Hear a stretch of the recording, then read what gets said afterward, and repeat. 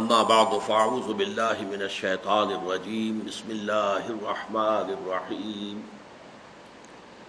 والعصر ان الانسان لفی خسر الا الذین آمنوا وعملوا الصالحات وتواصوا بالحق وتواصوا بالصبر صدق اللہ العظیم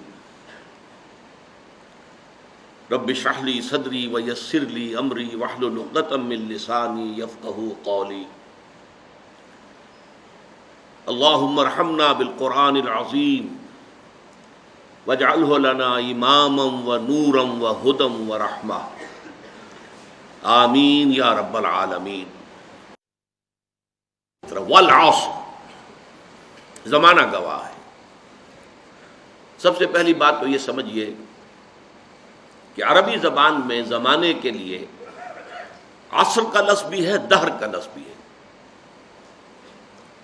اور عجیب حسن اتفاق یہ ہے کہ دونوں کے حوالے سے صورتیں موجود ہیں، سورۃ العصر جس پر ہم اس وقت غور کر رہے ہیں، اور سورۃ الدہر هل أتى على الإنسان حين من الدهر لم يكن شيئا مذكورا۔ یہ دہر اور عصر کے درمیان فرق کیا ہے؟ ان دونوں میں وہ جو اب انسان کا کانسیپٹ ہے، ہماری جو ہائر فزکس ہے جہاں پہنچی ہے، کہ اصل میں یہ ٹائم اینڈ سپیس یہ ایک ہی کمپلیکس ہے، یہ جدا اینٹیٹیز نہیں ہے، ایک ہی کمپلیکس ہے جس کے کمپوننٹس ہیں۔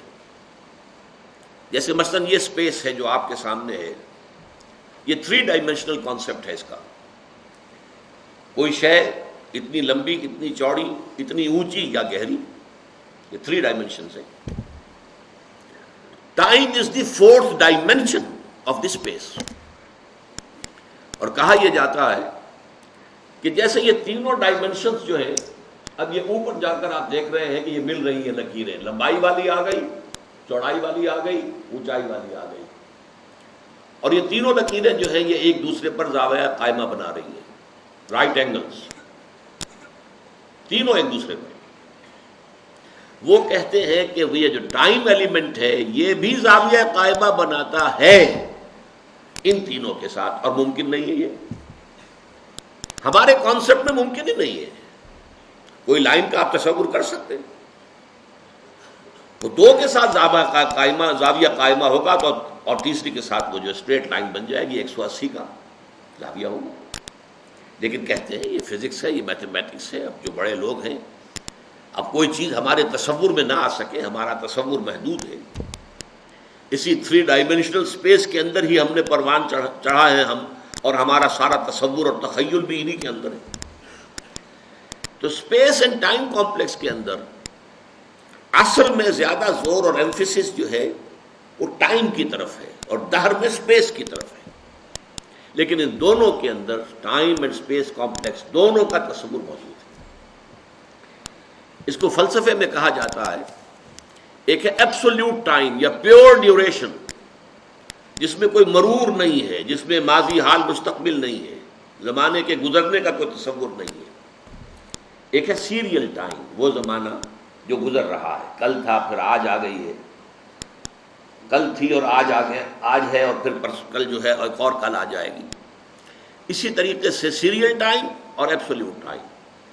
عصر تیزی سے گزرنے والا زمانہ گواہ ہے، قسم ہے اس زمانے کی جو تیزی سے گزر رہا ہے۔ والعصر، اس میں اگر آپ کو یاد ہو، میں نے میٹرک کے زمانے میں سام آف لائف ایک نظم جو ہے انگریزی زبان کی بڑی عمدہ نظم ہے، اس کا ایک سٹینزا آپ کو سنا رہا ہوں۔ Art is long and time is fleeting and our hearts though stout and brave still like muffled drums are beating funeral marches to the grave۔ Art is long, فن ہو، علم ہو، یہ بہت طویل کام ہے، اس میں مہارت حاصل کرنا آسان کام نہیں ہے، اور وقت گزر رہا ہے تیزی کے ساتھ، ٹائم از فلیٹنگ، دوڑ رہا ہے، بھاگ رہا ہے۔ And our hearts though stout and brave، اور اگرچہ ہمارے دل بڑے مضبوط ہیں، کوئی اس میں خرابی نہیں ہے، کوئی انجائنا نہیں ہے، کچھ نہیں ہے، still like muffle drums are beating. اس کے باوجود جیسے کہ کہیں کوئی فوجی جرنیل جو ہے اس کی میت جب چلتی ہے گاڑی پر تو اس کے ساتھ ساتھ ڈرم ہوتا ہے, ڈرم کی بیٹنگ ہو رہی ہے, ڈھول بج رہا ہے, اور ڈرم کی ہر بیٹنگ کے ساتھ اس کے ساتھ چلنے والے, مارچ کرنے والے جو فوجی ہیں ان کے قدم اٹھ رہے ہیں, اور ساتھ ہی ڈرم کی ہر بیٹنگ کے ساتھ یہ جو جنازہ ہے یہ قبر سے قریب تر ہو رہا ہے. اسی طرح ہمارا یہ دل جو دھڑک رہا ہے, and our hearts, though stout and brave, still like muffled drums are beating funeral marches to the grave. ہمارا یہ دل بھی, اس کی ہر حرکت جو ہے, بیٹنگ آف دی ہارٹ, یہ بھی ہر حرکت ہمیں اپنے قبر سے قریب تر کر رہی ہے. گویا کہ ہماری لاش جو ہے اس گاڑی کے اوپر رکھی ہوئی ہماری ہر بیٹ آف دی ہارٹ کے ساتھ قبر سے نزدیک تر ہوتی جا رہی ہے. یہ تصور ہے ٹائم از فلیٹنگ. تو والعصر, یہ تیزی سے گزرنے والا زمانہ اس پر شاہد ہے. عربی زبان میں اعصار کہتے ہیں جھکڑ, بہت تیز آندھی چل رہی ہے. اسی طریقے سے عصر کا وقت وہ ہے جب کہ اب دن تیزی کے ساتھ ختم ہو رہا ہے. آج کل تو آپ کو معلوم ہے بجلی کی ایجاد کے بعد سے رات دیر میں شروع ہوتی ہے, لیکن اس سے پہلے جب کہ بجلی ابھی ایجاد نہیں ہوئی تھی تو رات تو غروب شمس کے ساتھ رات شروع ہو جاتی تھی, اور عصر کے بعد سے پھر یہ کہ حسل اینڈ بسل ہوتی تھی کہ اب لپیٹو اور سمیٹو مال. کسی نے اگر کوئی اپنی دکان جو ہے سڑک کے اوپر لگائی ہوئی ہے, کہیں راستے کے اندر کسی نے کوئی سامان اپنا پھیلایا ہوا ہے, کوئی مرچنڈائز اس کا ہے, اب وہ لپیٹتا ہے, گھر جانے کی خبر کرتا ہے. وہ عصر جو ہے وہ زمانہ, یہ ہے در حقیقت جو تصور دیا گیا ہے. اور اس میں گواہی کس پہلو سے ہے؟ پہلی بات تو یہ نوٹ کیجئے, قرآن مجید میں جو قسمیں آتی ہیں تو ہم تو قسم کھاتے ہیں کس اعتبار سے, کسی عظیم شے کی قسم کھائیں گے, اللہ کی قسم, قرآن کی قسم وغیرہ. لیکن یہ کہ ظاہر بات ہے اللہ تعالیٰ سے عظیم تر تو شے کوئی ہے نہیں. اللہ جب قسم کھاتا ہے تو اس میں عظمت کا پہلو نہیں ہوتا. ہمارے ہاں مفسرین نے اس معاملے میں خام خواہ محنتیں کی ہیں. والتین والزیتون, انجیر اور زیتون پر قسمیں کھائی گئی ہیں, تو اب اس کے حوالے سے انجیر کے خواص کیا ہیں, فوائد کیا ہیں, طبی طور پر کیا اس کے اندر جو ہے وہ مفادات ہیں, فوائد ہیں. حالانکہ یہ چیز نہیں, بنیاد جو ہے صرف شہادت. اللہ کی قسم بھی ہم جب کھاتے ہیں تو کیوں کھاتے ہیں, کس بات پر کھاتے ہیں؟ اپنے کسی سٹیٹمنٹ پر اللہ کی قسم کھاتے ہیں کہ میں اللہ کو گواہ کر کے کہہ رہا ہوں کہ جو کچھ میں کہہ رہا ہوں یہ ٹھیک ہے, یا کسی وعدے پر اللہ کی قسم کھاتے ہیں کہ اللہ کی قسم میں تمہاری یہ بات پوری کر دوں گا. تو گویا کہ مقصود کیا ہے؟ گواہی. اللہ گواہ ہے, اللہ کو گواہ کر کے, اللہ شہید بیننا و بینکم, اللہ گواہ ہے ہمارے اور تمہارے مابین. تو قرآن مجید میں جو قسمیں اللہ نے کھائی ہیں ان میں مجرد شہادت ہے پیش نظر, اس میں عظمت کا پہلو نہیں ہوتا. اس لیے کہ یہاں قسم کھانے والا عظیم ترین ہے, اس سے عظیم تر تو کوئی شے ہے نہیں. اب زمانے کی گواہی کیا ہے وہ میں آپ سے عرض کر چکا ہوں. پوری انسانی تاریخ کا جو بھی چشمدید گواہ ہے وہ زمانہ ہے. یہ زمانے کی چادر, سورہ اعراف کے اندر آپ اس کو دیکھیں گے, پہلے وہ تخلیق آدم وغیرہ کا ذکر ہوا ہے, اس کے بعد قیامت کا ذکر, اور اس کے بعد جو کچھ ہونا ہے جنت والے اور دوزخ والے اور اصحاب الاعراف ان کا قصہ ہے. یہ تو گویا کہ دو انتہائیں ہو گئی, ابتدا انتہا. اس کے درمیان پھر شروع ہوتا ہے حضرت نوح کا معاملہ, حضرت ہود کا, حضرت صالح کا, حضرت لوط کا, حضرت شعیب کا, اور پھر بڑی تفصیل جو ہے حضرت موسیٰ علیہ السلام. یہ سب تاریخ ہے. یہ زمانہ ان تمام چیزوں کے تہذیبیں ابری, چھا گئی دنیا میں, پھر ختم ہو گئی. یہ سارا عروج و زوال اس زمانے نے اپنی آنکھوں سے دیکھا ہے. یہ چشمدید گواہ ہے. بڑی بڑی عظیم سلطنتیں بنی اور پھر ٹکڑے ٹکڑے ہو کر منتشر ہو گئی, ہوا ہو گئی. اسی طریقے سے بڑے عظیم لوگ آئے دنیا کے اندر, پھر ان کا نام و نشان مٹ گیا, ان کی یاد تک جو ہے لوگوں کے ذہنوں میں نہیں رہی. اس میں کیا اصول ہیں, کیا قواعد ہیں, عروج ہوتا ہے تو کیوں ہوتا ہے, زوال ہوتا ہے تو کیوں ہوتا ہے, قرآن مجید ان سب سے بحث کرتا ہے. لیکن یہ کہ والعصر جو ہے زمانے کو گواہی کے طور پر پیش کیا جا رہا ہے کہ زمانہ گواہ ہے کہ تمام انسان خسارے میں ہیں سوائے ان کے جو 4 شرطوں کو پورا کرنے والے. اس میں جیسا کہ میں نے عرض کیا تھا پچھلی نشست میں چونکا دینے کا انداز بھی ہے. جیسے یہ وقت تیزی سے گزر رہا ہے، آپ انگریزی میں بھی کہتے ہیں catch the time by the forelock, وقت کو اس کے ماتھے کے بالوں سے پکڑ کے رکھو کیونکہ یہ تو تیزی سے چلا جائے گا. اور یہی ہمارا اصل سرمایہ ہے، اسی میں کچھ بنانا ہے، اسی میں کچھ کرنا ہے، اسی میں کچھ کمانا ہے. اس کے لیے بڑی پیاری مثال دی ہے بعض مفسرین نے. ایک صاحب نے اپنا مشاہدے کی بنیاد پر لکھا کہ میں ایک دفعہ شام کے وقت ایک بازار منڈی اس میں سے گزرا تو میں نے دیکھا ایک برف بیچنے والا بہت چیخ چیخ کر اپنے برف کو بیچنے کے لیے لوگوں کو متوجہ کر رہا تھا. اس کی حالت جو تھی وہ بڑی ڈیسپریٹ. وہ کیوں انہوں نے سوچا؟ اس لیے کہ اس کا برف تو پانی ہو جائے گا، زیرو ہو جائے گا اگر بکا نہ. کوئی بساتی ہے، اس کا سامان ہے، نہیں بکا ہے، کوئی بات نہیں، دکان بند کرے گا، اگلے روز آئے گا، وہ سامان تو اس کے پاس ہے نا. اس کی اصل راس تو کہیں نہیں گئی، اس کا اصل سرمایہ تو محفوظ ہے. لیکن یہ برف کا تاجر جو ہے، یہ تو برف اگر بکی نہ تو پانی ہو گئی، ختم، اصل راس المال بھی گیا. انسان کی حیثیت برف کے تاجر کی ہے، اس کی زندگی کی برف گھل رہی ہے، تیزی کے ساتھ پگھل رہی ہے. جس کو کہا ہے ایک شاعر نے بہت عمدگی کے ساتھ، غافل تجھے گھڑیال یہ دیتا ہے منادی، گردون گھڑی عمر کی ایک اور گھٹا دی. عام طور پہ تو ہم سمجھتے ہیں میری عمر پہلے 60 برس تھی، اب 61 ہو گئی، بڑھ گئی. بڑھی کہاں ہے، کم ہو گئی. اس لیے کہ جو بھی ٹائم اس دنیا میں ہے میرے لیے، اس میں سے اب 1 سال کم ہو گیا. 1 گھنٹہ جو گزرا ہے، ایک گھڑیال بجا، 1 گھنٹہ اور، یہ 1 گھنٹہ میری زندگی میں سے کم ہو گیا ہے. غافل تجھے گھڑیال یہ دیتا ہے منادی، گردون گھڑی عمر کی ایک اور گھٹا دی. تو یہ وہ چونکا دینے کا انداز ہے. Time is fleeting, catch the time by the forelock. والعصر ان الانسان لفی خسر. اب آئیے تیسری آیت پر. یہ ہے اصل عملی اعتبار سے اس سورہ مبارکہ کا جو لب لباب ہے، جو اصل حاصل ہے، الا الذین آمنوا وعملوا الصالحات وتواصوا بالحق وتواصوا بالصبر. اس سے پہلے کہ ہم ان 4 چیزوں پر علیحدہ علیحدہ گفتگو کریں، پہلے اس جملے کو اپنے نگاہوں کے سامنے لکھ لیجئے، اپنے تخیل کے اندر. والعصر ان الانسان لفی خسر الا الذین آمنوا وعملوا الصالحات وتواصوا بالحق وتواصوا بالصبر. پہلا نتیجہ برآمد کیجئے، اس میں انسان کی کامیابی اور ناکامی کا ایک معیار ہمارے سامنے رکھا گیا. اگر یہ 4 چیزیں ہیں تو انسان کامیاب ہے. چاہے مفلس ہو، قلاش ہو، دنیا میں اس کو کوئی جاننے والا نہ ہو، کوئی پہچانتا نہ ہو، اگر یہ 4 چیزیں ہیں تو وہ کامیاب ہے.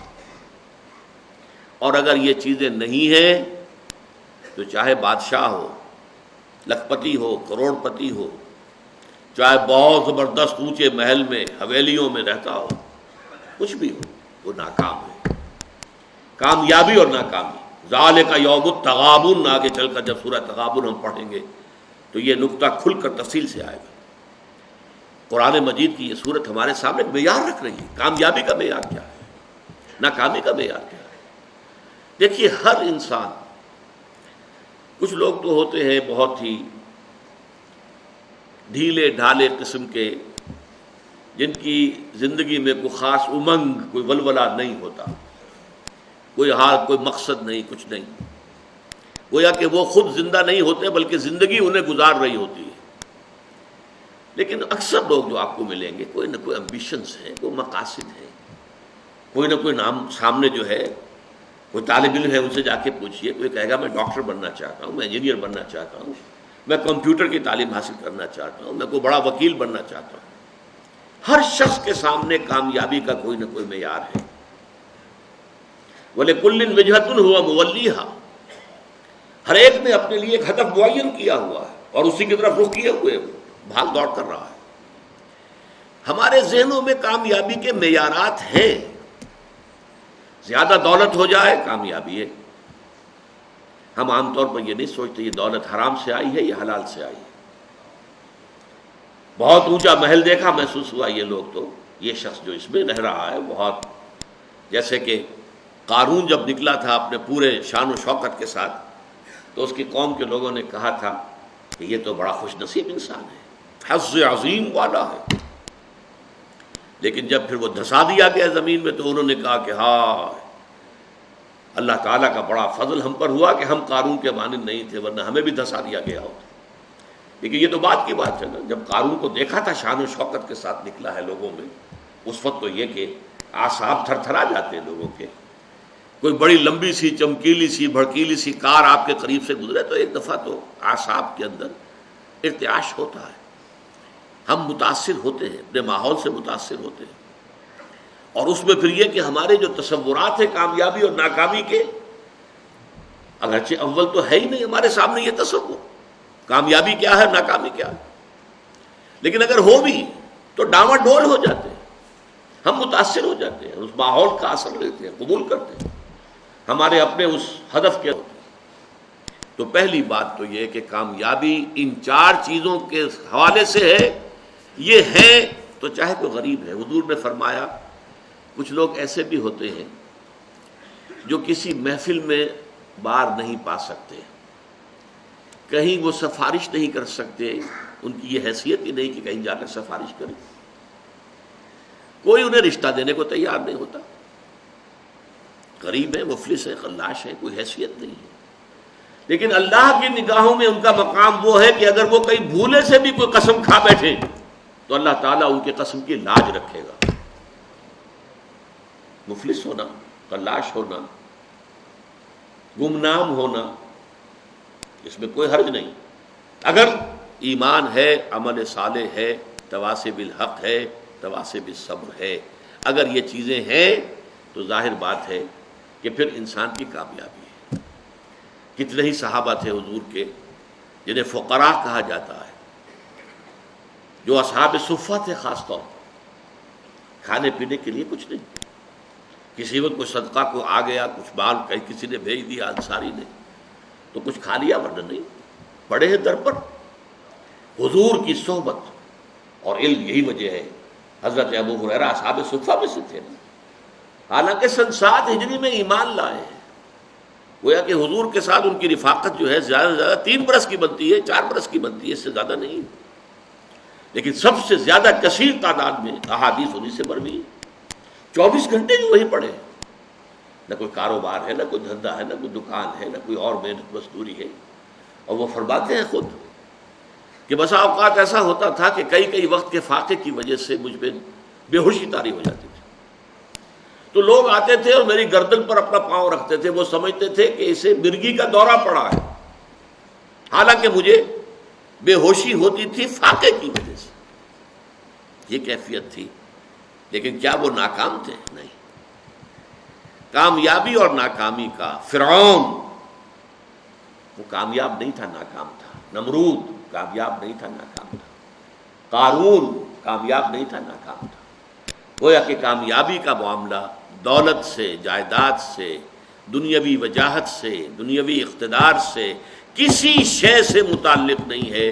کامیابی کا تعلق اگر ہے تو وہ ایمان اور عمل صالح اور تواصی بالحق اور تواصی بالصبر سے۔ دوسرا نتیجہ نکالیے، اس سورہ مبارکہ میں کامیابی کی جو کم سے کم شرائط ہیں وہ بیان ہو رہی ہیں۔ نوٹ کیجئے، اگر انداز یہ ہوتا زمانہ گواہ ہے وہ لوگ بہت اونچے مراتب حاصل کر لیں گے جنہوں نے یہ شرطیں پوری کر دیں، ٹھیک، تو ایک امکان تھا کہ اگر یہ ساری شرطیں پوری نہ ہوں تب بھی کم تر درجے کی کامیابی تو حاصل ہو سکتی ہے، بہت اونچے مراتب نہ صحیح، نچلے درجے کے مراتب تک تو رسائی کا امکان ہے۔ یہ انداز نہیں ہے یہاں انداز کیا ہے؟ وَالْعَصْرِ إِنَّ الْإِنسَانَ لَفِي خُسْرٍ إِلَّا الَّذِينَ آمَنُوا وَعَمِلُوا الصَّالِحَاتِ وَتَوَاصَوْا بِالْحَقِّ وَتَوَاصَوْا بِالصَّبْرِ۔ زمانہ گواہ ہے اور زمانے کی قسم ہے، تمام انسان تباہ ہوں گے، برباد ہوں گے، سوائے ان کے جو یہ 4 شرطیں پوری کریں۔ یہ گویا کہ پاس مارکس ہیں، یہ فرسٹ ڈویژن سیکنڈ ڈویژن کی بات نہیں ہو رہی ہے، یہ ڈسٹنکشن کی بات نہیں ہو رہی ہے، بلکہ یہ در حقیقت بنیادی طور پر کامیابی کے لوازم ہیں، کامیابی کے لوازم ہیں، کامیابی کے لوازم ہیں، ورنہ ناکامی ہے، خسارہ ہے۔ استثناء جو ہے وہ اس کو واضح کر رہا ہے۔ تیسری بات اور بڑی اہم ہے، جب اللہ تعالیٰ کامیابی کو 4 شرطوں کے ساتھ مشروط قرار دے رہا ہے تو ظاہر بات ہے یہ چاروں لازم ہیں، ان میں سے کسی کو بھی کم کر دینے کا آپ کو اختیار نہیں۔ یہ اللہ کا کلام ہے، اس میں شاعری نہیں ہے، اس میں کوئی قافیے اور ردیف کی رعایت سے کوئی الفاظ بڑھا نہیں دیے گئے، اس میں کوئی مبالغہ نہیں ہے، یہ تو ایک ایک حرف اپنی جگہ پر اٹل ہے۔ وَالْعَصْرِ إِنَّ الْإِنسَانَ لَفِي خُسْرٍ إِلَّا الَّذِينَ آمَنُوا وَعَمِلُوا الصَّالِحَاتِ وَتَوَاصَوْا بِالْحَقِّ وَتَوَاصَوْا بِالصَّبْرِ۔ یہ چاروں چیزیں لازم ہیں۔ اس کو یوں سمجھیے کہ اگر کوئی معالج آپ گئے ہیں، آپ نے نبض دکھائی ہے یا جو بھی اپنا تشخیص ہوئی ہے، اب نسخہ لکھا گیا ہے، اس میں 4 دوائیاں لکھ دی گئیں، آپ نے اس میں سے اپنی مرضی سے 3 ختم کر دی یا 2 ختم کر دی یا 1 بھی ختم کر دی فرض کیجئے، تو اب یہ نسخہ اس ڈاکٹر کا نہیں رہا، یہ اب آپ کا نسخہ ہے۔ آپ کو معلوم ہے نسخوں میں یہ ہوتا ہے کہ ایک دوا کے کوئی سائیڈ ایفیکٹس ہیں جو خراب ہیں، اس کے کچھ سمی اثرات ہیں، زہریلے اثرات ہیں، تو دوسری شے شامل کی جاتی کریکٹیو کی حیثیت سے کہ اس کا ازالہ ہو جائے۔ آپ نے وہ کریکٹیو نکال دیا تو مارے گئے، وہ نسخہ شفا نہیں رہے گا، وہ نسخہ ہلاکت بن جائے گا۔ آپ اس میں سے کسی بھی شے کو ساقط کرنے کا حق نہیں رکھتے، بلکہ اس کے اندر تباہی اور بربادی آ جائے۔ یہ بات کیوں میں اس لیے ایمفیسس کے ساتھ کہہ رہا ہوں، آپ اگر جائزہ لیں گے تو معلوم ہوگا کہ ہماری عظیم اکثریت محض ایمان کی بنیاد پر کامیابی اور نجات اور فوز و فلاح کی 100% امیدوار بن کر بیٹھی ہوئی ہے، اور ایمان بھی صرف زبانی کلامی ایمان، اور اگر عمل صالح کو تھوڑا بہت ہو گیا، نماز روزہ ہو گیا تو کیا کہنے ہیں صاحب، اس کے بعد تو ظاہر بات ہے کہ کوئی سوال ہی پیدا نہیں ہوتا کہ ہمارا کئی معاملہ جو ہے ناکامی کا ہو جائے۔ تواصی بالحق اور تواصی بالصبر تک تو کسی کے پہنچنے کا سوال ہی نہیں، ہمارے ذہنوں سے خارج ہے۔ یہ بھلائی کی تبلیغ کرنا یہ مولویوں کا کام ہے، ہمارا کام تو نہیں، یہ ہمارے تصورات ہیں۔ ان تصورات کو توڑ پھوڑ کر صحیح دینی تصور کو واضح کرنے کے لیے سورۃ العصر جو ہے اس پر غور و فکر اور تدبر۔ یاد کیجئے جو میں نے پچھلی نشست میں آپ کو اقوال سنائے تھے امام شافعی کے، لو تدبر الناس هذه السورۃ لوسعتهم، اگر لوگ صرف اس ایک سورت کے اوپر تدبر کریں تو یہ ان کے لیے کافی ہو جائے گی۔ لو لم ينزل من القرآن سواها لكفت الناس، اگر قرآن میں سوائے اس ایک سورت کے اور کچھ نازل نہ ہوتا تو یہ بھی انسانوں کے لیے کافی تھی۔ تو پہلی بات یہ کہ یہاں پر کامیابی اور ناکامی کا ایک معیار ہمارے سامنے آ رہا ہے، کاش کہ یہ ہمارے دلوں میں کھد جائے، جیسے کہتے ہیں کہ نقش فی الحجر، پتھر میں جیسے کوئی چیز جو ہے کھود دی جائے، ایسے ہمارے دلوں میں یہ حقیقت کھد جائے۔ کامیابی ان چیزوں سے ہے، ایمان، عمل صالح، تواصی بالحق، تواصی بالصبر۔ کامیابی دولت سے، وجاہت سے، اقتدار سے، جائیداد سے، سرمایہ سے نہیں۔ نمبر 2، یہ کم سے کم لوازم ہے نجات کے۔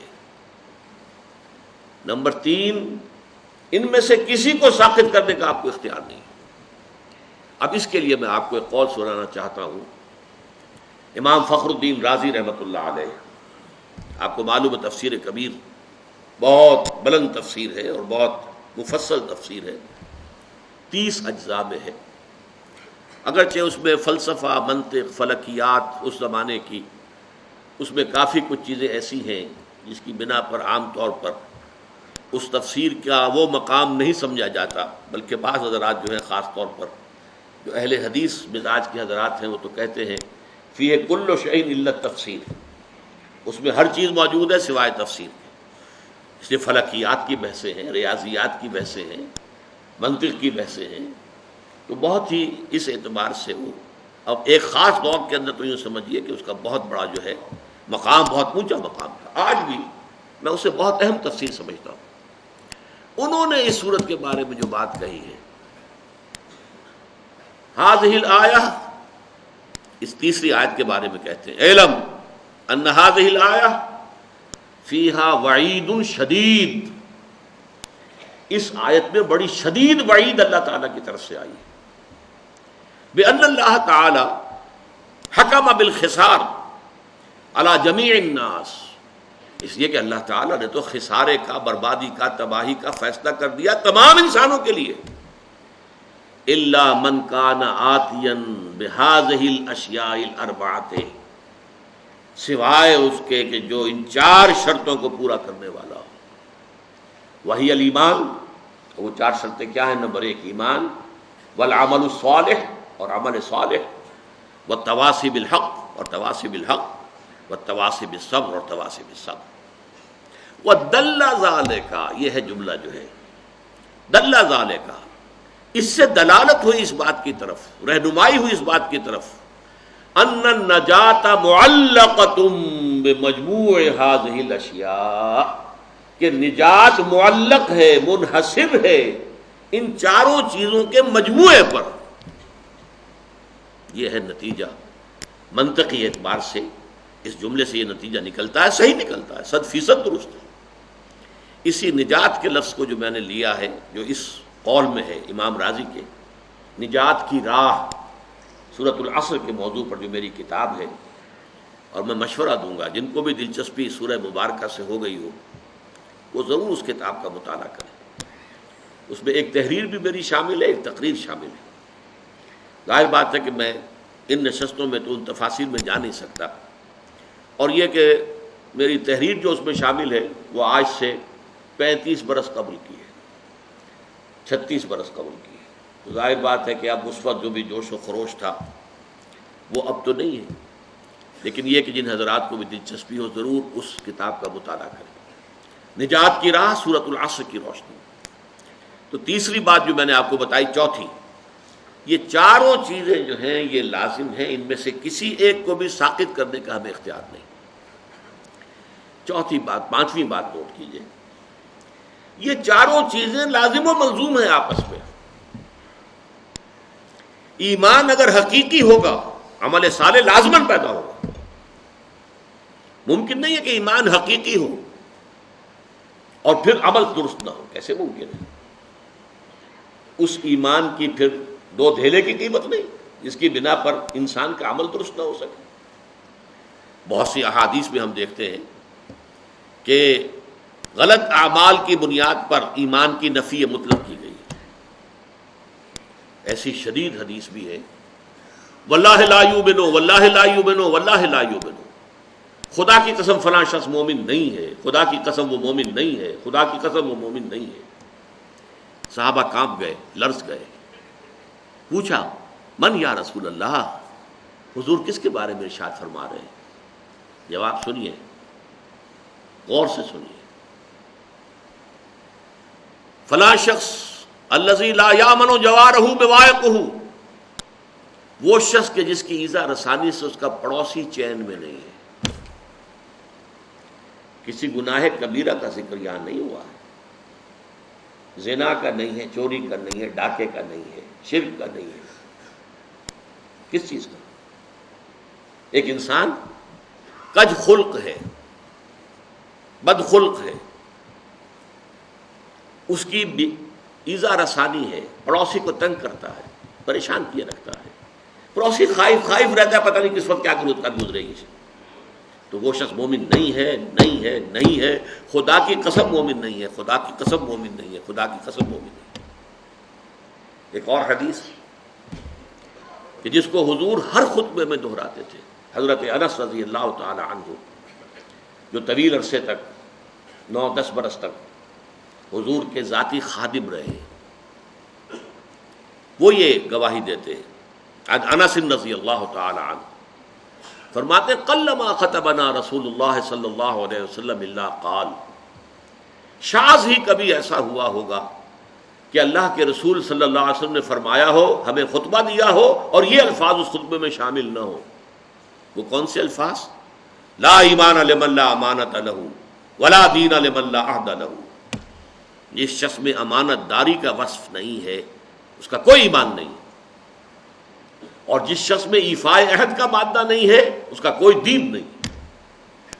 کتنے کیٹیگوریکل ہیں یہ. تو ایمان اصل میں ایک ایمان قانونی ہے، اقرار باللسان. اس ایمان کی بات ہم یہ نہیں کر رہے. یہ تو جب پھر ہمارا جو ہے اس منتخب نصاب کا دوسرا حصہ آئے گا وہ ایمانیات کے مباحث پر ہوگا. اس کے شروع میں پھر ہم ایمان کے بارے میں باتیں کریں گے. ایمان کسے کہتے ہیں، ایمان کی حقیقت کیا ہے، ایمان کی اقسام کیا ہے، ایمان کے درجے کیا ہے. اور پھر یہ کہ وہ حصے پڑھیں گے قرآن کے جس میں ایمان کا سنتھسس، ایمان کے لیے استدلال کس طور سے قرآن مجید ایمان کی دعوت دیتا ہے. اس وقت تو جو ہم سرسری بات کر رہے ہیں کہ ایک قانونی ایمان ہے اقرار باللسان. کوئی ہندو، کوئی سکھ، پارسی، عیسائی ابھی کہے اشہد ان لا الہ الا اللہ و اشہد ان محمد رسول اللہ، وہ مسلمان ہو گیا.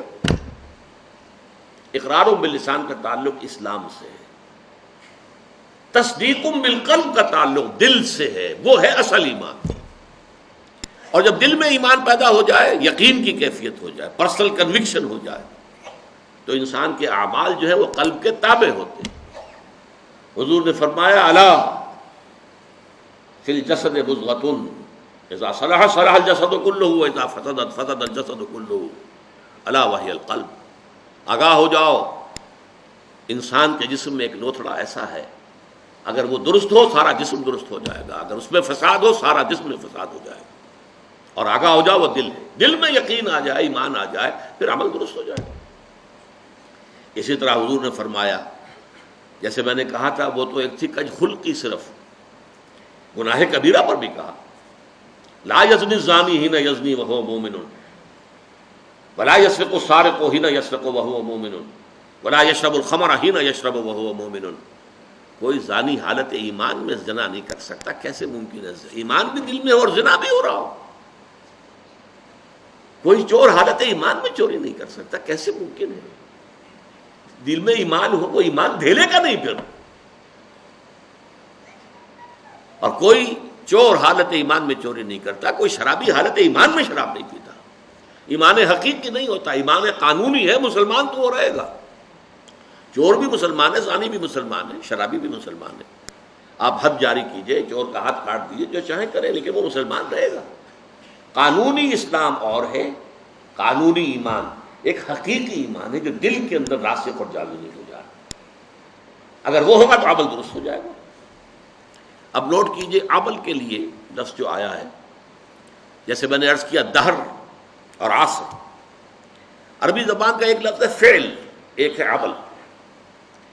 انسان سے جو بھی حرکت سرزد ہو رہی ہو، خواہ وہ بالارادہ ہو، غیر ارادی طور پر ہو، خواہ وہ بڑی سہولت سے ہو جاتی ہو، خواہ اس میں مشقت آتی ہو، تکلیف جھیلنی پڑے، وہ فعل ہے. لیکن عمل کہتے ہیں مشقت طلب کام کو، محنت طلب بالارادہ عمل. اس لیے عاملۃ ناصبہ سورۃ الغاشیہ میں آیا ہے وجوہ یومئذ خاشعۃ عاملۃ ناصبہ. تھکے ہوئے ہوں گے، مشقت زدہ ہوں گے چہرے، جیسے کوئی آدمی تھک ہار کر کھڑا ہو، ایسے کھڑے ہوں گے قیامت کے دن. تو عاملہ، عاملہ وہ ہے کہ جو تھکا ہوا ہو، تھکا ماندہ انسان. تو عمل وہ کام ہے جو مشقت طلب ہو، محنت طلب ہو، ارادے کے ساتھ کیا جائے، آپ کا فری چوائس ہو اس کے اندر. صالحات، نیکیاں. اب اس لفظ کو بھی حقیقت کو سمجھیے. صالح کس کو کہتے ہیں؟ جس میں صلاحیت ہو. صلاحیت کا لفظ اسی سے ہے نا، من صلح، جس میں صلاحیت ہے. صلاحیت ہے تو اس کو پروان چڑھا سکتے ہیں. اعمال صالحہ وہ ہیں جو انسانی شخصیت کے اندر ترفع پیدا کرتے ہیں، انسانی شخصیت کے اندر ترقی پیدا کرتے ہیں، اس کی روحانی اخلاقی ترفع، اس کی بلندی. وہ افعال، وہ اعمال، وہ بالارادہ کیے جانے والے عمل، وہ تھکا دینے والی مشقت جس سے انسان روحانی طور پر بلندی حاصل کرے، اخلاقی اعتبار سے ترفع حاصل کرے، وہ اس مقام کو حاصل کرنے جس مقام پر اللہ نے اسے پیدا کیا. لقد خلقنا الانسان فی احسن تقویم. انسان کو تو ہم نے بہترین ساخت پر پیدا کیا تھا، بہت اونچے مقام پر پیدا کیا تھا، مسجود ملائک بنایا تھا، تمام فرشتوں کو اس کے سامنے جھکا دیا تھا. فسجد الملائکۃ کلہم اجمعون، لیکن پھر وہ گرتا ہے، ثم رددناہ اسفل سافلین، وہ پھر نچلوں میں سب سے نیچے، الا الذین آمنوا وعملوا الصالحات۔ اس پستی سے ابھرنے کے لیے پہاڑ سے آپ کو نیچے گرا دیا گیا، پہاڑ پر چڑھنے کے لیے آپ کو مشقت کرنی ہوگی، چڑھنا ہوگا۔ وہ چڑھائی ہے ایمان اور عمل صالح کی چڑھائی، تاکہ آپ اپنے اس اصل مقام کو حاصل کر لیں جس پر اللہ نے آپ کو پیدا کیا ہے۔ حیوانیت کی سطح میں اگر گر گئے تھے تو اس حیوانیت کی سطح سے ابھر کر دوبارہ انسانی مقام کے اوپر آنا، شرف انسانیت کو دوبارہ حاصل کرنا، یہ ہے وہ محنت، یہ ہے وہ مشقت۔ اس کے لیے اللہ تعالیٰ نے ہمیں ہدایات دی ہیں، وہ کون سے اعمال ہیں، وہ کون سے افعال ہیں، کیا کرنے سے تمہاری شخصیت جو ہے وہ نشو و نما پائے گی، تمہاری سیرت میں نکھار پیدا ہوگا، تمہیں روحانی طور پر ترفع حاصل ہوگا، وہ ہے عامل الصالحات وتواصوا بالحق۔ اب یہاں عرض کر دوں میں، تواصو باب تفاعل ہے، تفاعل کے اندر دو چیزیں پیدا ہو جاتی ہیں اس باب میں، ایک تو باہم مل جل کر کوئی کام کرنا، اور نمبر دو اس میں مبالغہ، بہت شدت سے پوری طاقت سے کسی کام کو کرنا۔ حق کسے کہتے ہیں؟ حق کے چار معنی ہیں عربی زبان میں۔ جو شے فی الوقت فی الواقع موجود ہو وہ حق ہے، اور جو نظر تو آئے لیکن نہ ہو وہ باطل ہے۔ سراب ہے، نظر آ رہا ہے پانی ہے نہیں، وہ باطل ہے۔ حق وہ ہے جو موجود ہو، اور وہ شے کہ جو نظر آئے اور ہو نہ، وہ باطل ہے۔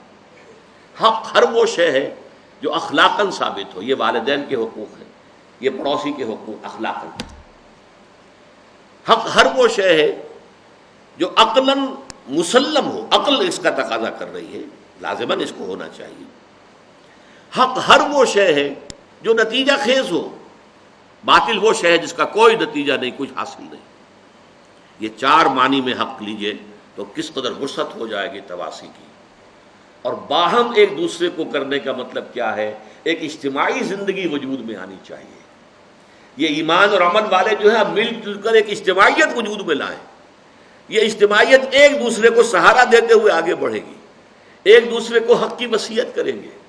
کسی کا پاؤں پھسلنے لگے گا تو پھر سہارا دے کر اٹھائیں گے، اسے ساتھ لے کر چلیں گے۔ وتواصوا بالحق، اور حق اب میں عرض کر دوں، چھوٹے سے چھوٹا حق بھی ہے اور بڑے سے بڑا حق بھی ہے۔ دو چیزیں میں بیان کر دیتا ہوں۔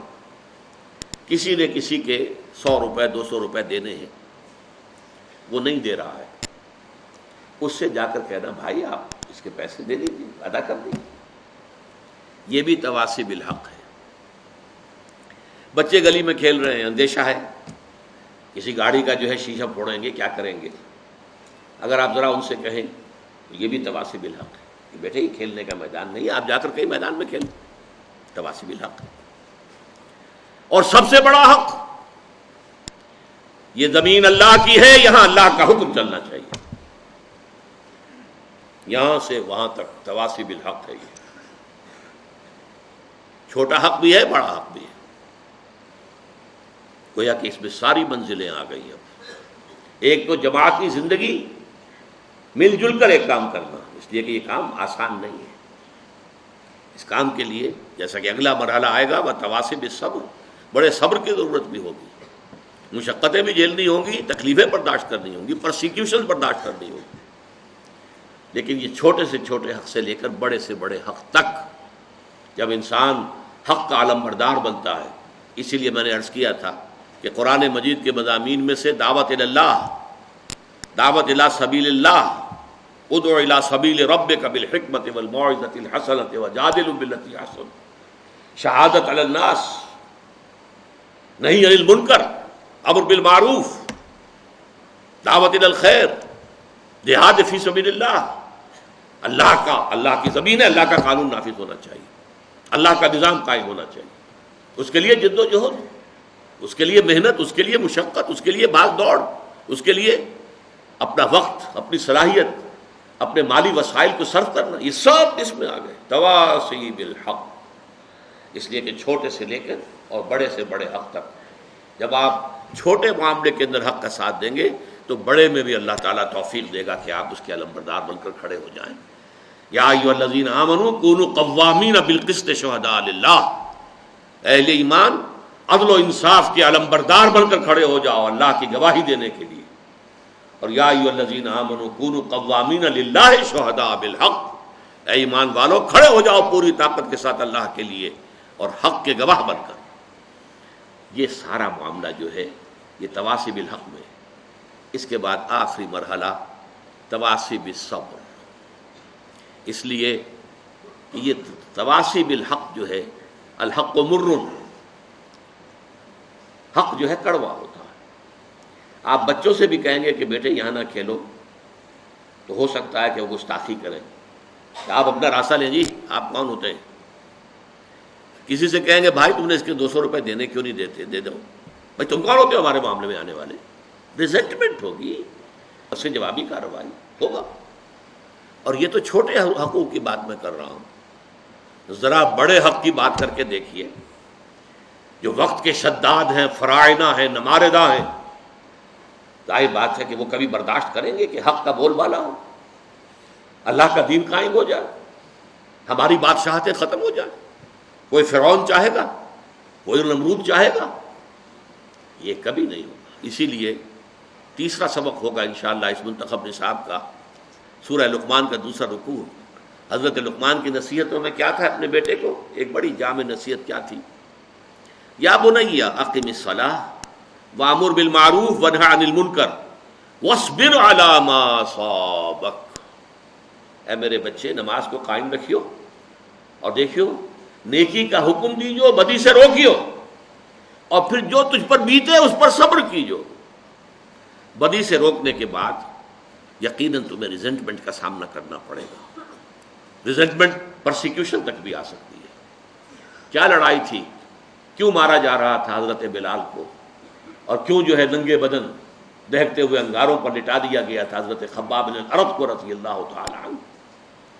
آخر یہی تو تواصی بالحق، اللہ کا دین، حق کی دعوت، حق کی طرف لوگوں کو بلانا۔ آخری بات وتواصوا بالصبر، جو میں نے عرض کیا، ایک اجتماعی زندگی میں ایک دوسرے کا ہاتھ پکڑ کر، آپ کو معلوم ہے کہ اگر سیلاب کا ریلا زوردار آ رہا ہو، اکیلے اکیلے کھڑے رہیں گے تو بہہ جائیں گے، لیکن 10-15 آدمی ہاتھ میں ہاتھ ڈال کر کھڑے ہو جائیں گے تو سیلاب کا ریلا انہیں بہا نہیں سکے گا۔